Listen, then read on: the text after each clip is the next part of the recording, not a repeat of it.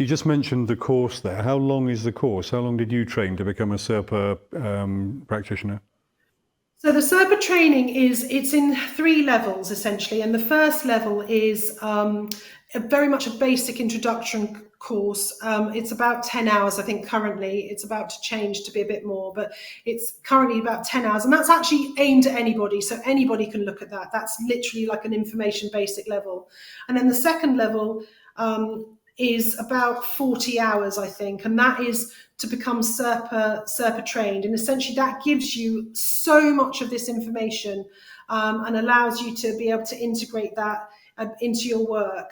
And then the level 3, which is the level that's actually just really under development even more, is really where you then learn to put that into practice one-to-one with clients, if that makes sense, with patients. Right. Okay.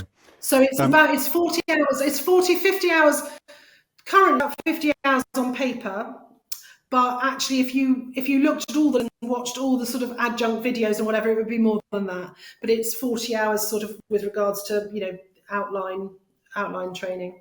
Okay. Well, maybe before we finish, maybe we talk about how you go about training if you want to be a SIRPA practitioner.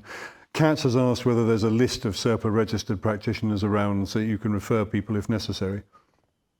Yeah, absolutely. On the SIRPA website, which is sirpa.org, there is a list of practitioners on the site there. And also on there, interesting enough, if you don't just want to take my word for it, the people that it's helping, they also have a success stories page, and you can actually sort it by symptom and diagnosis, and so that's really helpful for people. Yeah, that sounds very interesting.